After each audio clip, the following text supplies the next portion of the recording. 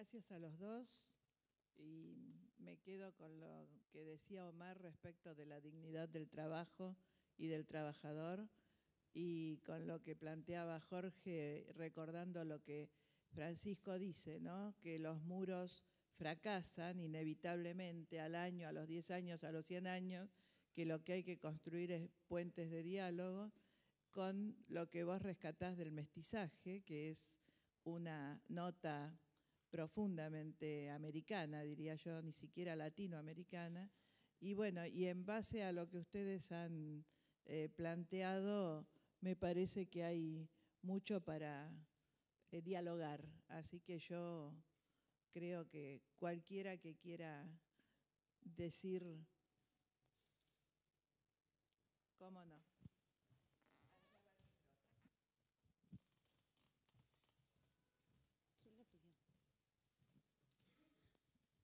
¿Qué tal? Buenas tardes.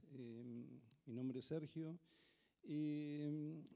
Yo interpreto el desafío de la integración latinoamericana junto con el Laudato Si como una forma de superar lo que es el esquema de lo que ha sido la integración global a través de las corporaciones, que es precisamente lo que ha llevado a la marginación humana y a la marginación del ambiente. El concepto de asignación de recursos, ese concepto neoclásico, fue fundante para esa organización económica.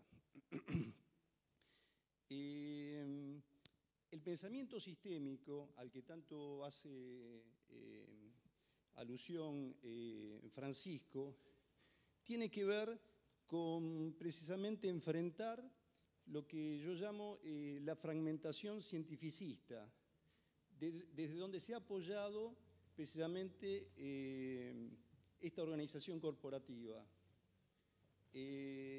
Ahora, este pensamiento sistémico, que es holístico, que es ecológico, trata de alguna forma de reintegrar la realidad, de hacerla, de procurar un desarrollo, como decíamos, un desarrollo sustentable. Pero esta integración de la realidad no se puede hacer desde una racionalidad, sino que en el único espacio donde se puede reintegrar esta realidad es en el medio local. Son las comunidades locales las que pueden, por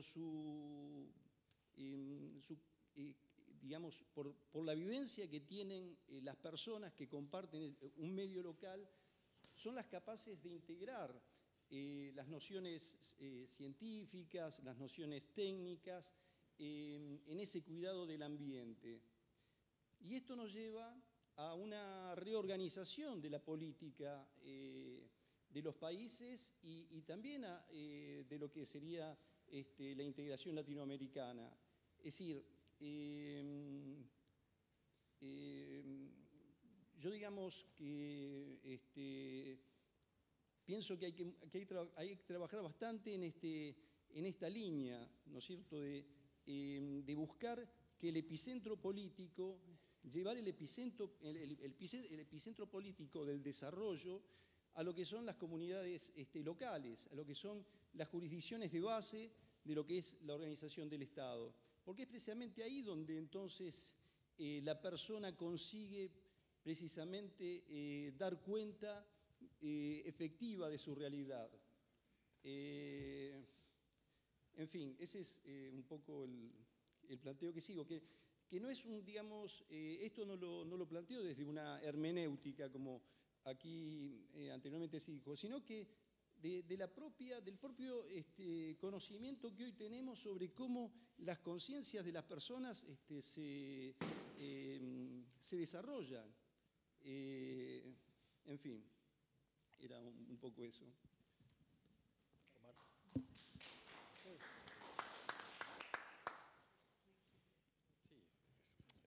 De ninguna manera para responder, sino para quizás agregar. Yo soy de los que piensan, o aprendí allá por los años 70, que Latinoamérica, Hispanoamérica o como le quieran llamar, que todos nuestros países que hoy conocemos en realidad son el resultado de un fracaso. Alguien me enseñó una frase que decía, somos argentinos porque fracasamos en ser latinoamericanos.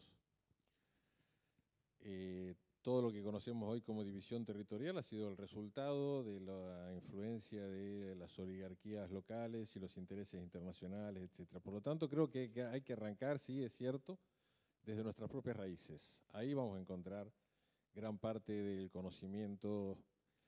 Ese mestizaje nos ha dado una identidad distinta, ¿no? La que Rubén Darío decía, que la que reza en español, ¿no? La que reza a Dios en español, por toda América, lo decía.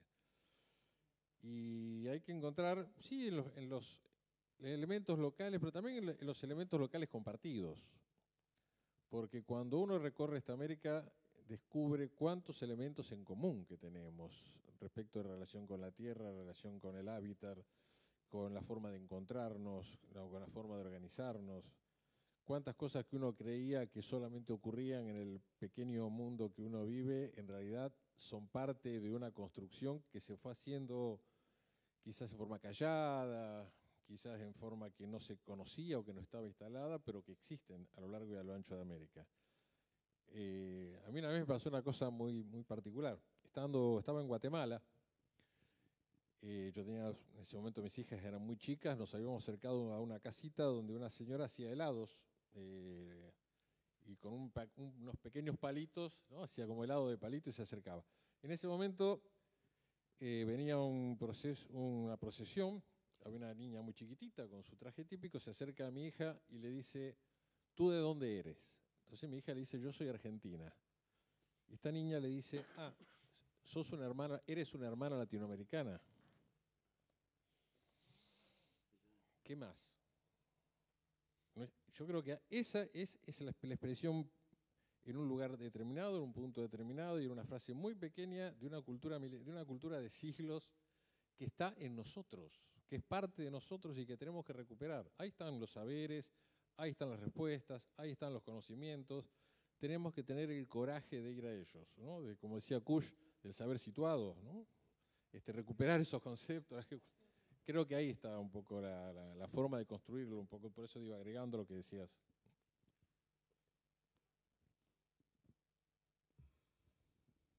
Sí. Yo creo que es muy importante lo local, efectivamente. Pero no solo, porque si uno mira lo que está pasando en casi todos lados,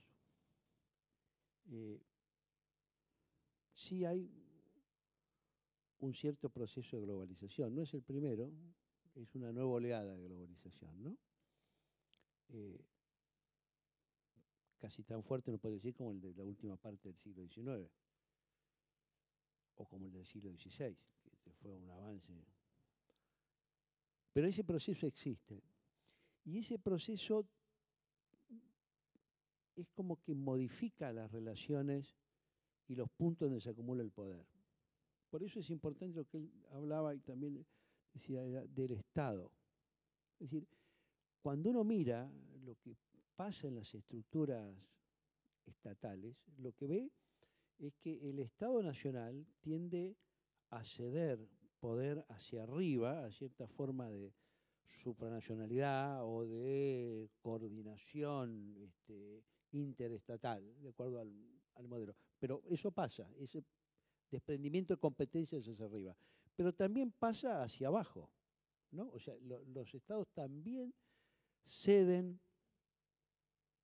poder, realidades, competencias hacia abajo, hacia los poderes locales. Y de hecho, esa tensión es permanente y son aparentemente contradictorias, pero al mismo tiempo dos caras de una misma moneda. Es decir, pareciera que el proceso de globalización lo que hace es concentrar poder en instancias, por supuesto las corporaciones es la más obvia, pero no solo las corporaciones, y también los mismos países arman estructuras en donde las comunicaciones es también muy obvio. Pero también para abajo. Yo, hablando de Guatemala, yo viví en Guatemala, que ahora acaba de sufrir una catástrofe horrible,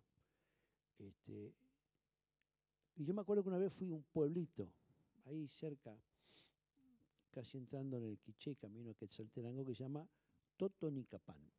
Totonicapán es un pueblo bonito, lindo, grande, es hispano, ya tiene la cuadrícula de la conquista, pero está habitado todo por indígenas. En Guatemala hay una población grande de mayas, de 22 tipos de etnias mayas. Y entonces recorrí, Totonicapán tiene una peculiaridad. Se levantó contra el Estado central en el siglo XIX. Fue brutalmente reprimido. Y por eso, bueno, dicen algunos, no participó en la rebelión indígena insurgente de la segunda mitad del siglo XX en Guatemala.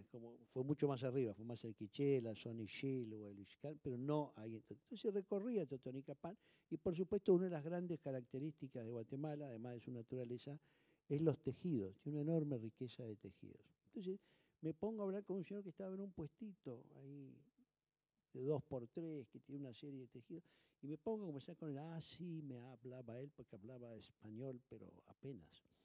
Y me dice, sí, dice, yo tengo... Entonces le empiezo a preguntar cómo vende, cómo consigue. Y me dice, sí, yo tenía un fax. Y dice, sí, tiene un fax. Sí, dice, porque yo hablo con mi hijo. Ay, su hijo, ¿dónde está? Mi hijo está en los Estados. Los Estados era Estados Unidos. ¿Y qué hace allá en los Estados? Y ayuda a vender. Nosotros vendemos en los Estados. Ah, sí. ¿Y a quién vende?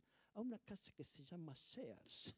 Le vendía a Sears, que es una de las grandes casas de negocio del mundo, desde un puestito de 2x3 en el medio de Totonicapán. Yo dije, el Estado está en un problema. El Estado guatemalteco había sido muy eficaz para reprimir a los indígenas a lo largo de toda su historia. Con eso ha mantenido que las mismas familias que manejaban el cabildo de Antigua Guatemala de 1650 sean varias de las que están en los ministerios ahora. Ha sido una cosa un poco brutal. Pero ahí estaba perdido. El señor prendía el fax, arreglaba y vendía a las casas Sears. Volviendo a la anécdota, hay esa transformación y hay que tomarla en cuenta de las dos maneras. Porque la experiencia local es completamente irreemplazable y de otra dimensión, y eso se ve cuando uno hace esfuerzos de integración. Cuando uno desarrolla acá en el Mercosur, Mercociudades, eso tiene una potencial extraordinaria. La gente se encuentra y se ponen de acuerdo y hacen cosas y descubren que pueden hacer cosas, encuentran socios, encuentran pares, encuentran interlocutores. Y al mismo tiempo hay que tener una dimensión que es más global, que es la del bloque, que no termina de definir sus competencias, ¿no? O no termina de definir hasta dónde llega. Y en el medio está el Estado, que requiere una transformación imprescindible, porque lo contrario se va a quedar sin competencia. Es lo que pasa con los medios. Los medios de comunicación, además de la gran concentración, lo que hay en medios globales, y obviamente lo de Internet es como un ejemplo muy visible de eso, pero están los locales, y la gente lee los locales y los globales. Muchas veces no lee los nacionales. Recorren la Argentina y, digamos, La Nación y el Clarín son diarios básicamente porteños. En el interior se lee el diario de la ciudad y miran un poco de televisión, y si son jóvenes y tienen algún recurso mínimo o están en secundario, se meten en Internet y miran cualquier cosa. Entonces, hay un proceso complejo. Y si uno lo mira en otros países o en otras regiones, todo el debate sobre Cataluña es exactamente la mitad de eso, ¿no? Cataluña descubre que quiere ser una nación independiente, no le alcanza porque le dio 48, pero está claro que es un ejemplo de un debate que hubiera sido imposible hace 50 años, no tenía el mismo sentido que ahora. En nuestro caso, lo local es muy importante, sobre todo porque en muchos países, empezando por el nuestro, en general el centro, en vínculo con el extranjero, ha sido el que ha impuesto el modelo o la forma de desarrollo, subordinando al resto y de hecho haciéndole perder muchas de sus posibilidades de desarrollo. El otro día estaba en La Rioja y discutíamos sobre La Rioja y me dice, bueno, desde que lo derrotaron al Chacho no hubo un proyecto hasta el peronismo, que pensara a La Rioja como teniendo algún destino, digamos, ¿no? Si no, nada. Cuando en aquella primera mitad del siglo XIX, La Rioja tenía una pujanza, un desarrollo y una actividad económica muchísimo más grande y muchísimo más relevante para el desarrollo del país.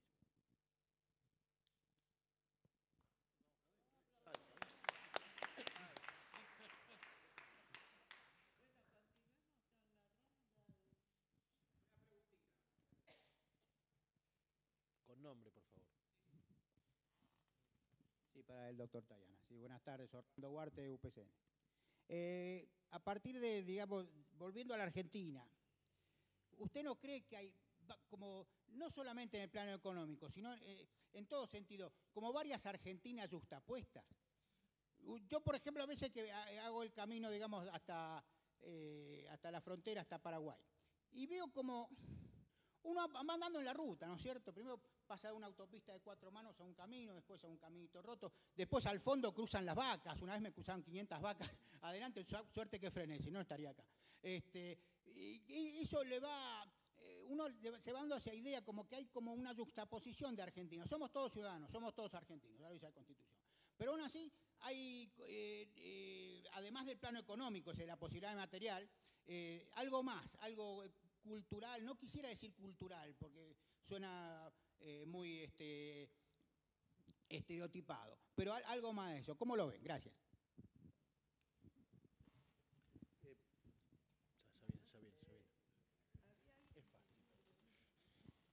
Sí, bueno, ahí en UPCN hay varios antropólogos que saben más que yo de todo esto, porque ahí están desde mi compañero Enrique Iribarren, compañero de colegio, así que hay varios, Andrés, todo eso, el sindicato, un montón de antropólogos.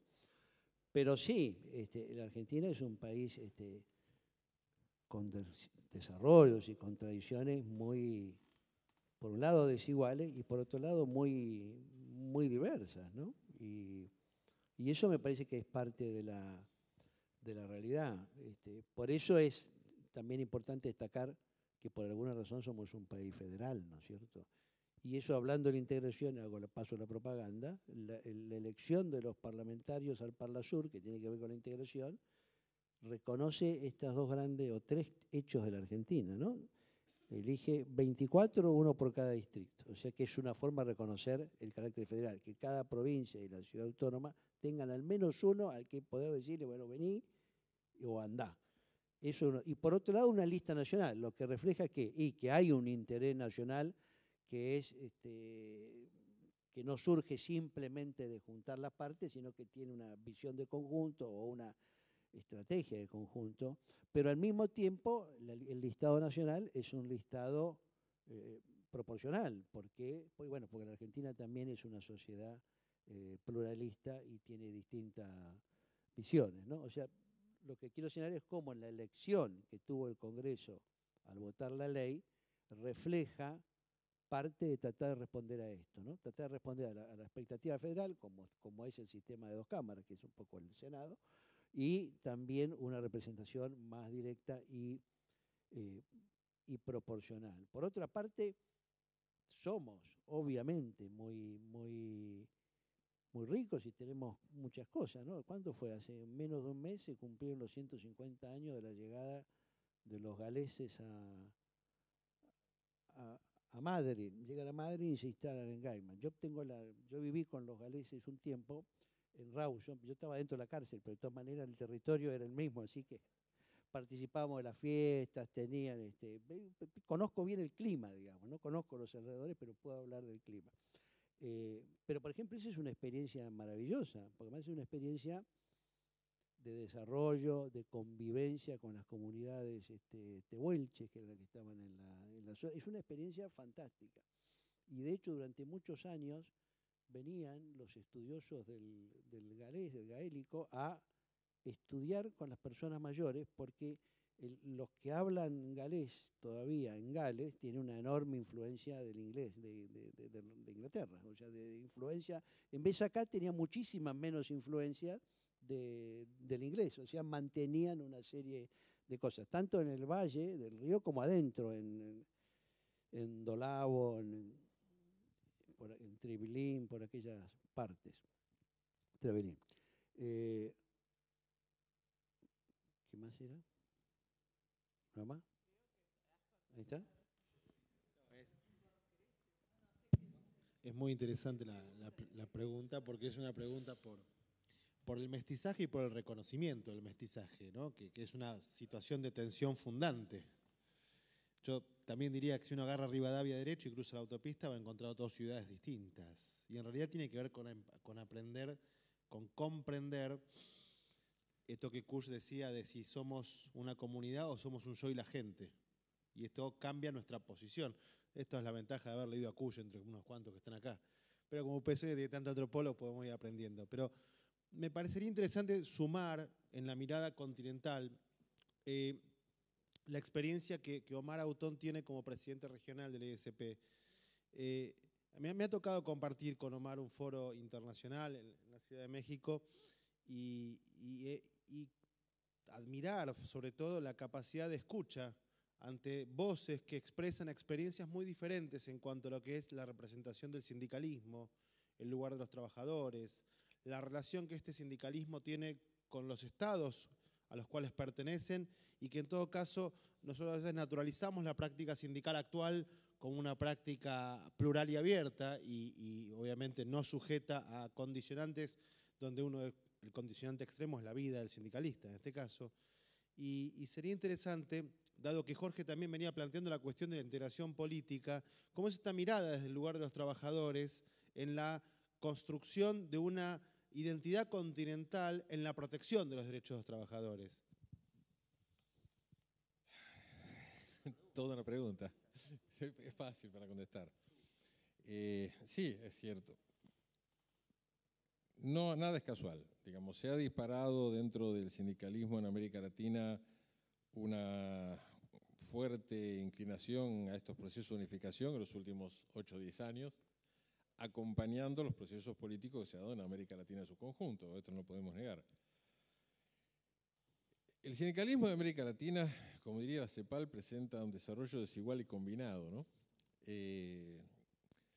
La vieja idea de Metol Ferré de los estados industriales continentales o continentales industriales, tendríamos que empezar a ponerla acá en este marco está vinculado con lo anterior, ¿no? Con esta recuperación del concepto de toda la América como un estado continental. Lo cierto y real es que hay dos países hoy que tienen un modelo sindical basado fuertemente en sindicatos industriales, que son Brasil y Argentina.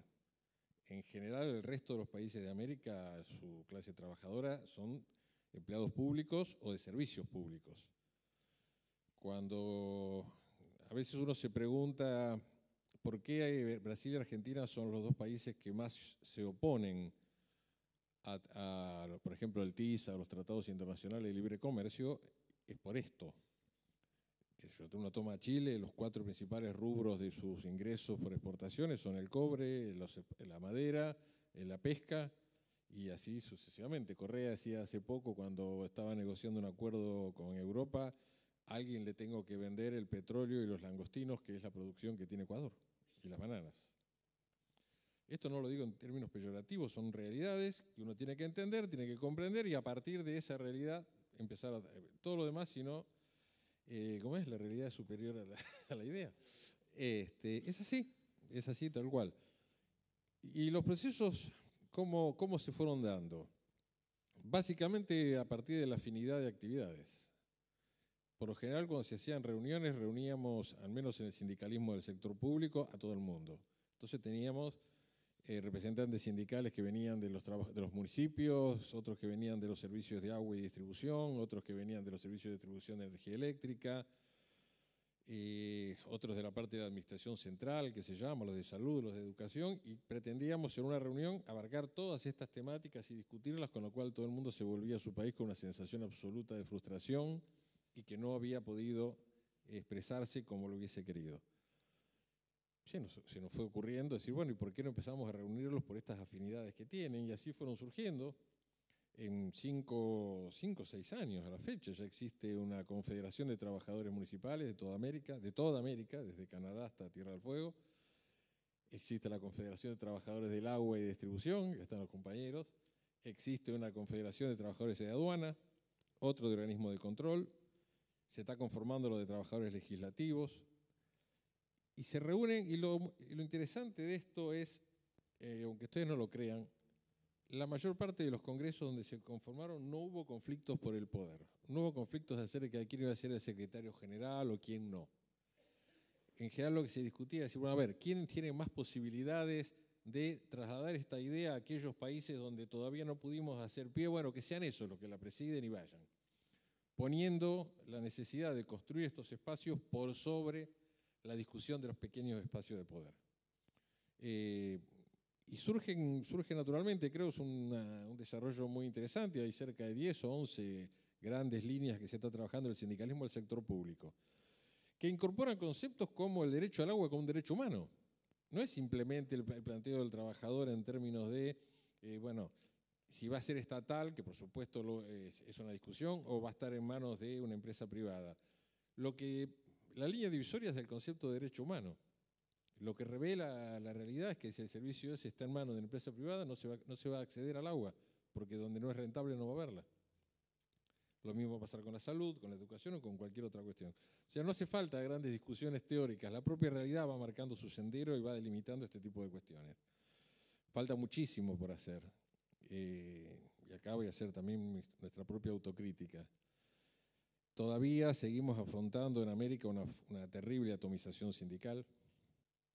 En algún país hermano, un dirigente me decía, en mi país todo dirigente sindical que pierde una elección crea un sindicato nuevo. Y de alguna manera esto sigue siendo así, más allá que además también subsisten centrales sindicales porque están alineados con distintos sectores de partidos políticos. Existen centrales sindicales que han estado fuertemente vinculados a otros momentos históricos de América. Me tocó estar en Venezuela, donde la Central de Trabajadores de Venezuela estuvo directamente implicada en el golpe del 2002 contra Chávez. Así, digamos, no era un problema de simpatía, estuvo metida hasta los tuétanos dentro del golpe. Y además también convivir y dar un debate frente a un fenómeno emergente, como es el fenómeno de los movimientos sociales. Ahí hay una cuestión también de tensión, que la podemos hacer una tensión creativa o la podemos hacer una tensión egoísta. Esto dependerá de los dirigentes, voy a ser claro. Si se cae en este fenómeno de las pequeñas quintas va a ser una tensión destructiva. Si somos capaces de mirar un poquitito más arriba y aprender de esta cosa nueva que aparece. Y aún dentro de los gobiernos de corte nacional y popular, también hay debates. Este famoso fenómeno de que hay revoluciones dentro de las revoluciones y que los ciertos procesos no garantizan en sí mismos otro tipo de cuestiones. Cuando los gobiernos de corte nacional y popular alcanzan el poder en países que no tienen un desarrollo industrial, que no tienen un sindicalismo basado en este modelo industrial que estamos hablando, que por lo general se han ido generando a la luz de este paternalismo autoritario del que hablábamos, donde la propia dirigencia tiene una vinculación muy fuerte y cultural inclusive con las oligarquías locales, etcétera, aparece una vieja discusión, que es la que se da en llamar la relación directa de los líderes con la masa, pasando por encima de lo que los peronistas damos en llamar las organizaciones libres del pueblo. Desde una concepción de que toda organización de este tipo tiene un contenido corporativo que tiende a confrontar con el concepto de democratización de la sociedad que se trae. Creo que tampoco hay que tenerle miedo a estos debates. Creo que no hay que tenerle miedo a ningún tipo de debates, si somos capaces de darlo bajo el concepto del diálogo, del respeto, de aceptar las diferencias, de incorporarlas, de reconocernos en ellas y encontrar de alguna manera los elementos conducentes hacia dónde queremos ir o qué es lo que queremos buscar. Y supongo que todos lo que queremos buscar es una sociedad donde estos famosos 4 no vayan desapareciendo, se vayan atenuando y vayamos logrando una sociedad como una comunidad. Esto es son los fenómenos culturales también.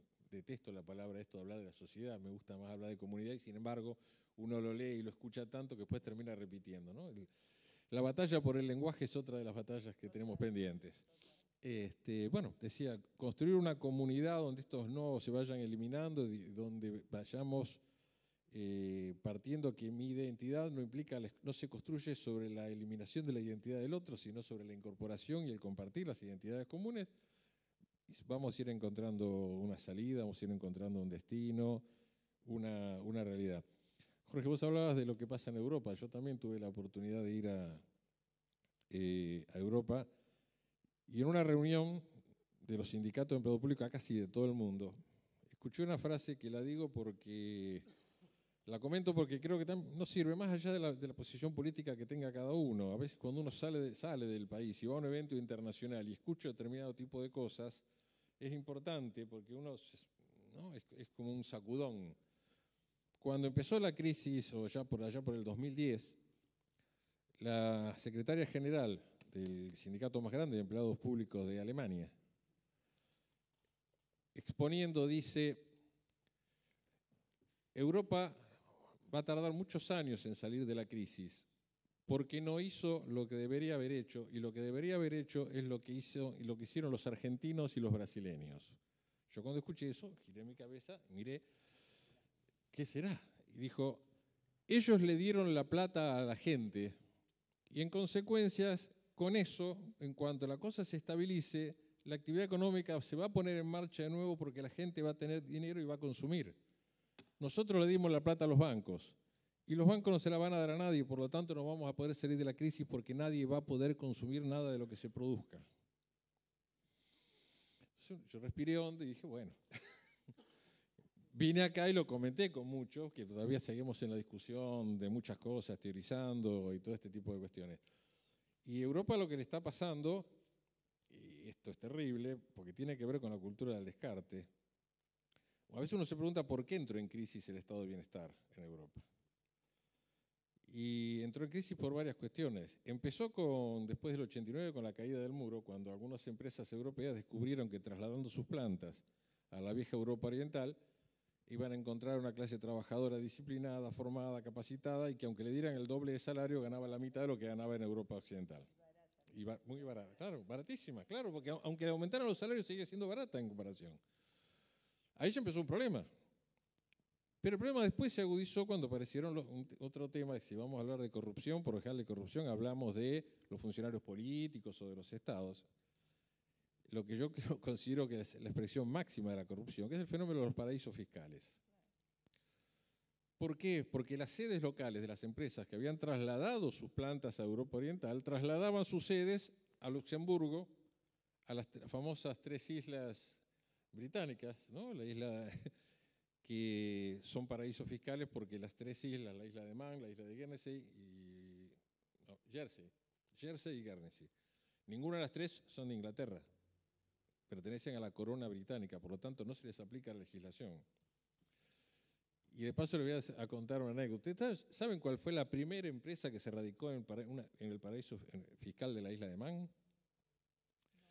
La empresa que estuvo investigada por Lisandro de la Torre, que encontraron los archivos en el buque famoso que dio motivo luego al atentado que perdió la vida Enzo Bordaber. Bueno, esa empresa es la primera que se radicó en un paraíso fiscal en Inglaterra. Pero bueno, al trasladarse, los estados se quedaron sin poder recaudar impuestos. Así de sencillo. No habiendo impuestos, ¿con qué mantengo el estado de bienestar? Los flujos migratorios que tienen ahora eran flujos migratorios que estaban pensados en Europa como necesarios, porque ante la baja tasa de natalidad que tiene Europa necesitaban reponer mano de obra, pero el problema es que ya no hay dónde poner la mano de obra, porque ahora los jóvenes europeos se pelean hasta por los trabajos que no querían hacer nadie antes porque no hay otros. Digo, es un escenario terrible, y un español de las comisiones obreras me decía hace poco, nos dijeron que si no hay más crisis, en 25 años en Europa vamos a estar en las condiciones que estábamos en el 2008. Es preocupante, ¿no?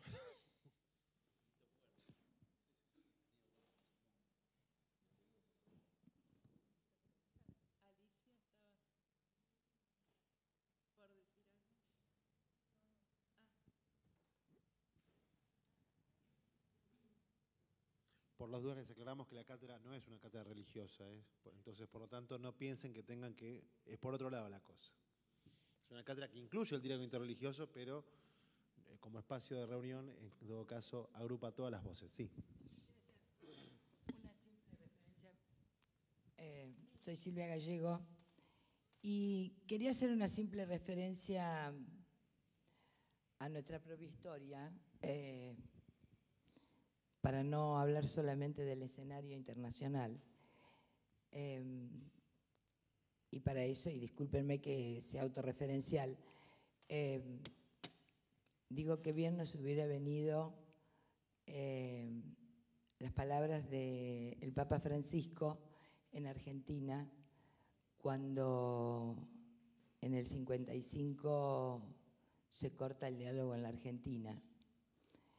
Ahora que a algunos les gusta hablar tanto de la grieta, yo tengo en mi memoria y en mis oídos casi idénticas palabras que las que escuchaba siendo niña de los mismos sectores, en contra de esta historia de le regalan todos a los pobres no quieren trabajar porque les dan todo servido, les dan todo regalado.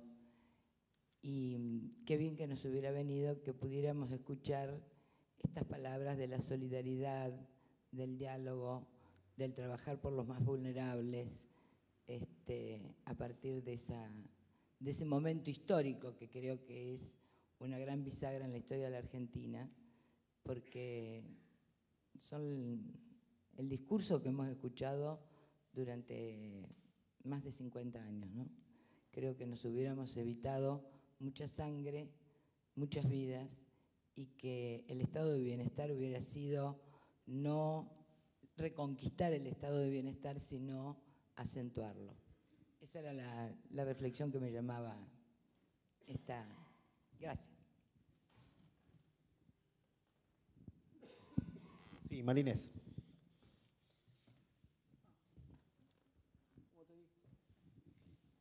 Les aviso que no pedí la palabra. No sé si no se dieron cuenta.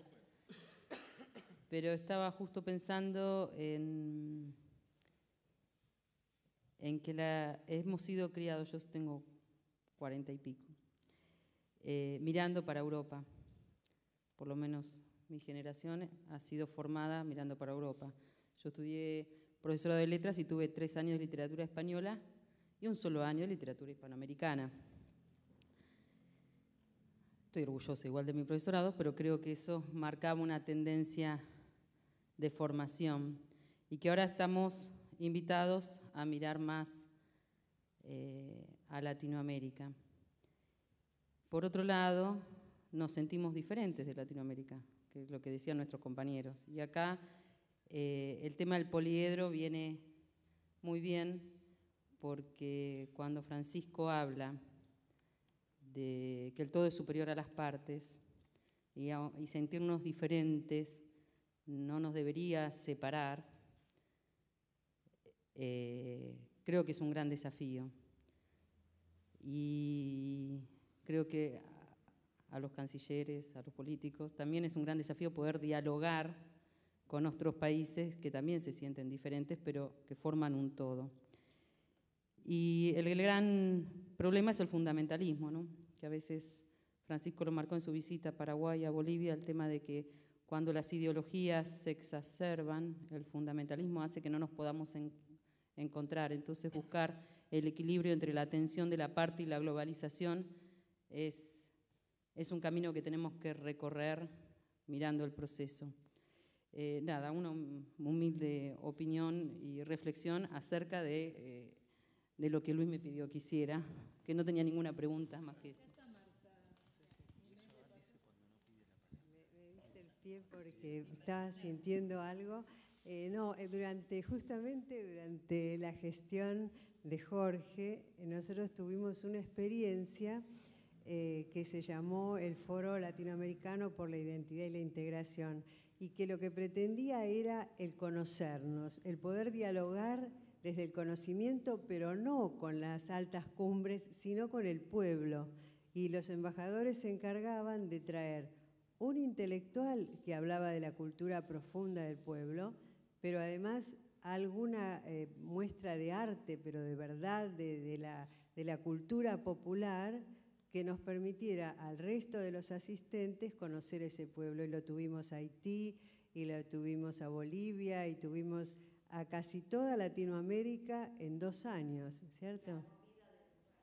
Conocíamos la comida porque se mostraba exactamente todos los aspectos culturales de ese pueblo, y la gente firmaba un libro en la que mucho de lo que tenemos guardado reconocían eso, el valor de reconocer al otro, que creo que es lo fundamental.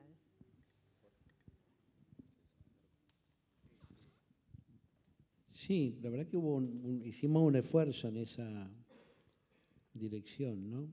Es como el tamal, que está en toda América, desde Arizona hasta acá, hay tamal en todas partes. La única diferencia es si se hace en chala o si se hace con hoja de banano. Esa es toda la diferencia que hay en los tamales. Pero tamales se comen, porque también se comen empanadas, pero empanada es árabe, es decir, el tamal es más nuestro, digamos, ¿no? Sí, es una experiencia compleja la del conocimiento y la del reconocimiento.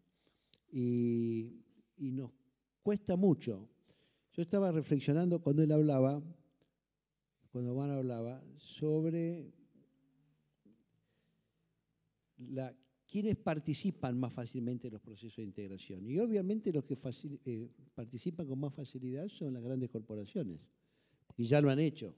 Lo que están tratando es de adaptar la legislación y estas cuestiones menores que tienen los países a su funcionamiento. Ya lo han hecho, ya son globales, ya lo han pensado.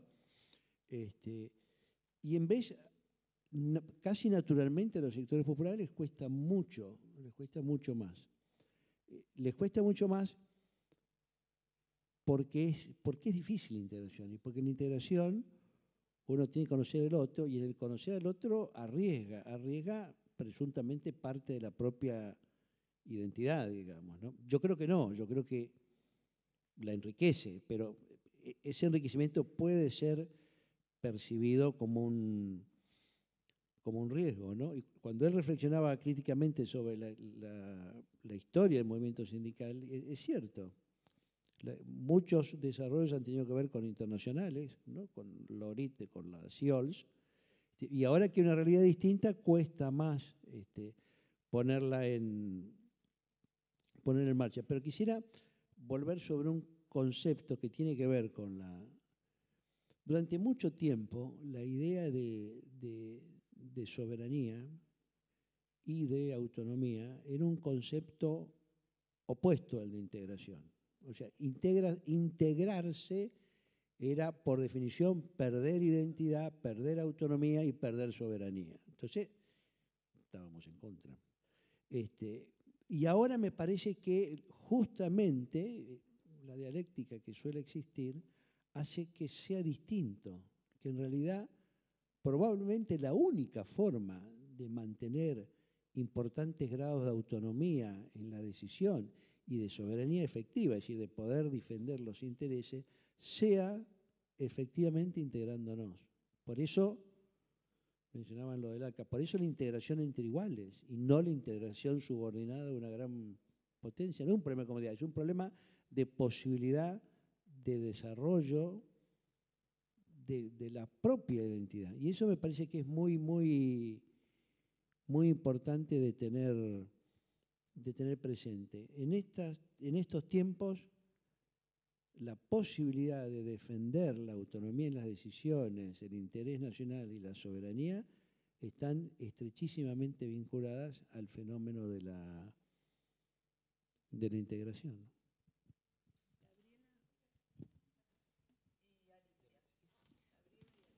Bueno, yo justamente lo estaba escuchando a Jorge Tañana, y quizá en todo lo que hemos dicho pensaba cuál era el desafío, ¿no? Yo creo que el gran desafío para América Latina, en base a lo que hemos estado charlando, que quizá sea reconocernos como hermanos realmente latinoamericanos y más allá de nuestros límites fronterizos, tomar conciencia y reconocer nuestra riqueza cultural, nuestra riqueza de recursos, todo lo que somos,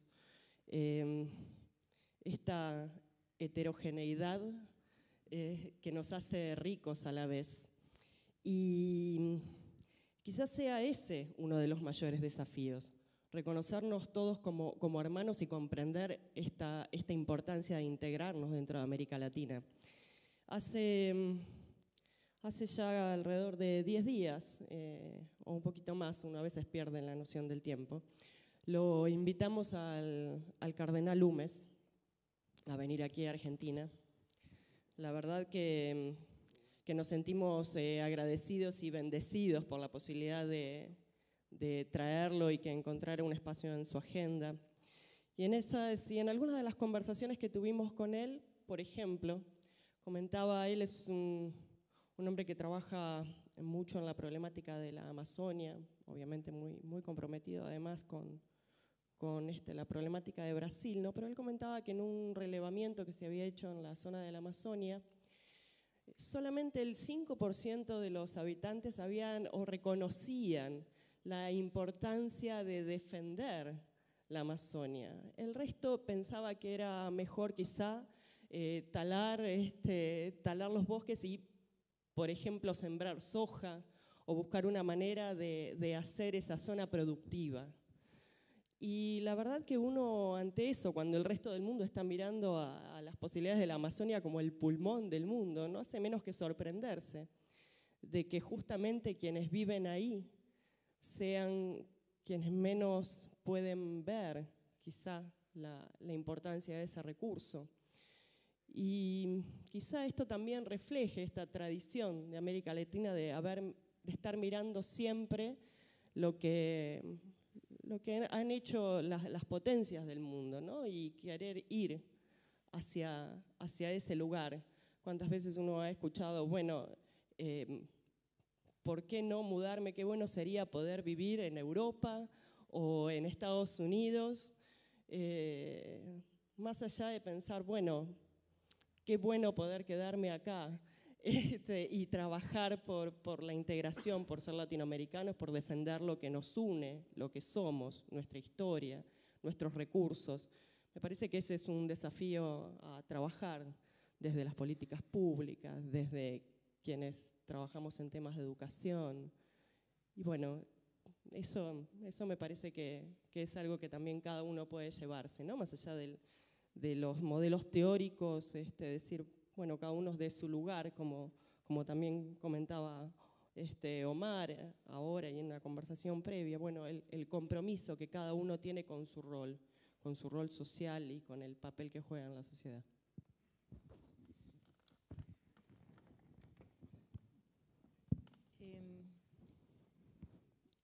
Una preocupación que quisiera poder charlarla con Omar en algún momento, que tiene que ver con el rol del Estado a partir de la democracia, fundamentalmente. Donde hay dos cosas elementales. Una de ellas es que después que ingresa Argentina en el Sistema Interamericano de Derechos Humanos, que es a partir de la ratificación del Pacto de San José de Costa Rica, para la doctrina latinoamericana de los derechos humanos, el Estado es el garante de los derechos humanos, el garante de los derechos de su ciudadanía, de su población. Pero no es el Estado el gobierno. El gobierno es una parte del Estado. Toda la cadena de funcionarios que alguna responsabilidad tenga, en el caso de una vulneración o de una omisión, en materia de derechos humanos tiene responsabilidad. Es responsable como representante del Estado en el lugar en el que está, sea en una comisaría, sea un hospital o sea una escuela. Yo tengo la impresión de que eso no está internalizado en el sistema de los trabajadores del Estado. Y que los funcionarios tampoco ayudan demasiado, porque hay, como parte del derecho público estatal, una doctrina vertical de la delegación de funciones, razón por la cual aparece la cosa, la pirámide de la estructura, que en realidad es una pirámide burocrática que de alguna manera es heredada de las monarquías europeas que colonizaron esta región. Y algunos creen que son monarcas también en su lugar, ¿no? Pero acá hay algo que tenemos que trabajarlo, porque después de 30 años de democracia, que hemos masticado todos los sapos y que hemos recorrido todos los dolores y los sufrimientos, ahora tenemos que pensar, este Estado ya está consolidado y no podemos tener burócratas o que se sienten príncipes o que se sienten que total el Estado no les pertenece, que no tienen ninguna responsabilidad, porque el ser funcionario del Estado es una responsabilidad internacional. Y yo doy clases en la materia de gestión pública, de función pública, y se sorprenden, es una maestría, se sorprenden mis propios colegas cuando dicen, pero como yo tengo responsabilidad, sí, hay responsabilidad. No estamos hablando de responsabilidades penales, estamos hablando de responsabilidades de otra manera, es responsable en tanto que garante de los derechos de los que están bajo su conducta. Bueno, entonces, a esta situación, ¿cómo la vamos a trabajar? ¿Cómo vamos a trabajar en el próximo trayecto que nos permite una oleada de empezar algunas cosas sobre lo ya construido, construir para adelante? ¿Cómo vamos a trabajar con los gremios del Estado? Porque esto no es un sindicalismo de la etapa industrial. No tenemos nada que ver, no está la plusvalía del Estado, no existe. Entonces, ¿cómo hacemos una doctrina de cooperación, de trabajo, de capacitación horizontal, donde esté la delegación de funciones como principio vertical que marca de alguna manera una estructura, pero al mismo tiempo hay espacios horizontales, que no es el espacio horizontal del asado y del cóctel, es el espacio horizontal de una capacitación sobre los roles del Estado, sobre otras cosas. Mi pregunta es, ¿están pensando en eso ustedes los que conducen los gremios del Estado? Sí, totalmente. En principio quiero decirte, Alicia, que suscribo... Te lo digo con todo mi cariño. Sí, tengo 25 años de función pública. Lo sé. Pero en principio suscribo al pie prácticamente todo lo que dijiste. Estábamos conversando antes de empezar este evento. Creo que una de las tareas centrales que tenemos los sindicalistas del sector público, cuando yo hablaba de trabajar en el concepto de identidad y el concepto de compromiso. O sea, el concepto de identidad tiene que ver con esto. Yo estoy acá para hacer una tarea que tiene que ver con el destino y con la vida de miles de mis compatriotas, por así decir, y el compromiso de hacerla. Es cierto que no existe, totalmente, no existe en el marco de una sociedad que acá sí digo sociedad, durante muchos años tendió a subestimar y bastardear el rol de la función pública, del empleado público. Logró partir y separar al empleado público del resto de la comunidad y hacerlo visualizar como el gran culpable o responsable de la mayor parte de las desdichas. Ineficiente, incapaz, estaba en el Estado porque no servía para otra cosa, no tiene ningún tipo de compromiso, el famoso personaje de Gasalla que gritaba atrás, atrás, etcétera, etcétera, etcétera. Cuando la alternativa... ¿Cómo? Por supuesto. Se van. Y la alternativa a eso después fue un concepto absolutamente estereotipado de reforma del Estado en el que se hicieron todos los experimentos puntuales que se habían hecho en todas partes del mundo. Todos al mismo tiempo y mal. Empezamos la democracia con el intento de copiar un sistema que existe en Francia de la gestión pública, que fue lo que se dio en llamar el sistema de los administradores gubernamentales, o sea, conformar una tropa de élite supuestamente... Bueno. Sí, pero digo, eso lo tenés que poner en un contexto, ¿sí? Si simplemente haces eso, tomás un aspecto de un modelo organizacional y estamos en un problema, no. Claro,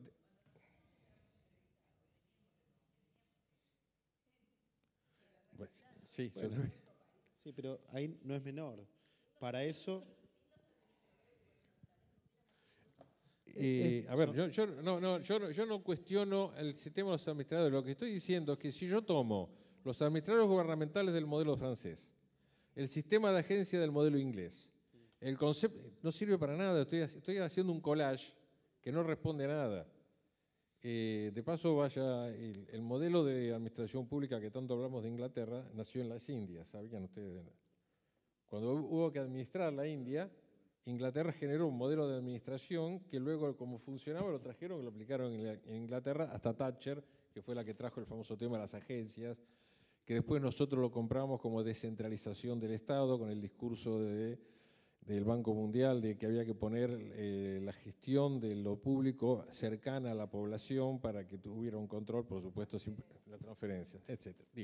O sea, hemos ensayado todos, hemos copiado todos los modelos habido y por haber, y lo único que hemos aprendido es que copiar modelos no sirve para nada, lo cual no significa tampoco, yo soy muy jaurechiano, ¿no? Jaureche decía que ser nacionalista es tener capacidad para mirar el mundo con las patas bien enterradas en el suelo de uno. Y me parece que ese es el desafío. Tener la capacidad para ver todo lo que se puede haber hecho, pero pasado por el tamiz de la realidad a la que uno tiene que dedicarse. El tema es que además todos estos modelos de reforma tuvieron una característica. El trabajador público nunca fue sujeto, siempre fue objeto. O sea, se le cambiaron las reglas, usted tiene que hacer esto, tiene que hacer lo otro. Ahora, nunca jamás se lo tomó como sujeto, porque la mayor parte de los que las aplicaban compartían este concepto de que era el inservible, el inútil, etcétera, etcétera, etcétera. Creo que de lo que se trata ahora es de generar un debate diferente. A ver, yo tampoco voy a chivear, pero trato para no irme demasiado en tiempo.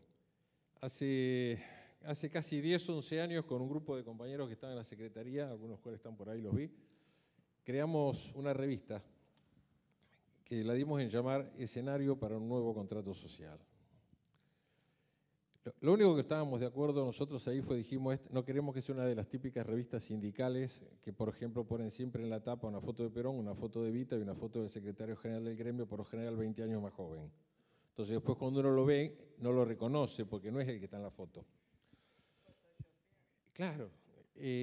¿Por qué? ¿Y por qué le pusimos la palabra escenarios? Porque dijimos que era la que mejor definía nuestro concepto de un sindicato. Nosotros éramos el escenario, los actores eran los trabajadores. Nosotros teníamos que generar los ámbitos, los lugares, los espacios. Y los trabajadores llenarlo con su cultura, su conocimiento, su participación, su compromiso, su identidad. Cuesta mucho porque significa dar vuelta como un guante un concepto cultural del empleo público.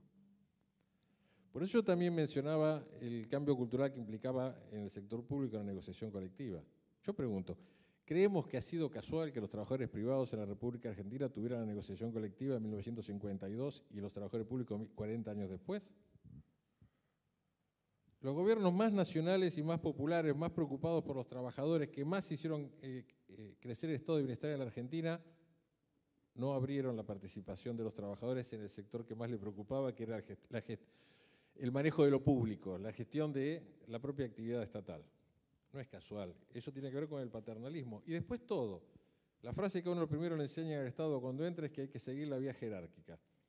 Si eso no lo vamos a vincular con los sucesivos golpes de Estado y dictaduras, etcétera, entonces no estamos comprendiendo la realidad. Hace poco se sancionó una ley de responsabilidad, ya que vos hablabas del tema de responsabilidad, que dice que la responsabilidad del empleado es la misma responsabilidad que tiene el funcionario político. Nosotros tuvimos una revolución, nos vinieron a ver todos, no. Ustedes tienen que plantear que nosotros no tenemos la misma responsabilidad. Entonces, ¿por qué no? Me miraron. ¿Por qué no tenemos? Sí que tenemos la misma responsabilidad que el funcionario político. Porque hay una sola cosa. Digamos, nadie nos obliga a hacer algo que esté fuera de la ley o del concepto de la ética o lo que fuera. Ah, bueno, pero después tenemos consecuencias. Bueno, para eso está el sindicato. Entonces, claro que la responsabilidad es la misma. Porque si no estamos hablando de un concepto de obediencia de vida y eso es peligroso. Entonces yo como empleado público, mientras el que da la orden esté legitimado porque lo designaron, yo la tengo que cumplir. Diga lo que diga la orden. Y hoy puedo decir blanco, mañana decir negro. Hoy puedo decir bueno y mañana puedo decir malo sobre un mismo hecho y sobre una misma tarea. Bueno, esto es un fenómeno cultural de muchos años en la administración pública en el Estado. Yo también entré en los 70.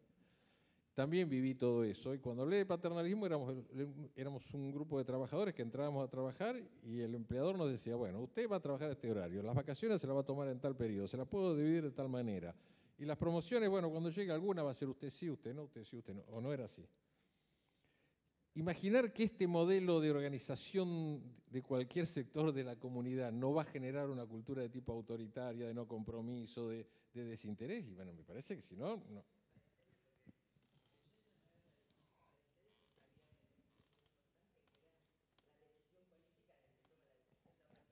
Claro, claro. Digo, hay que trabajar.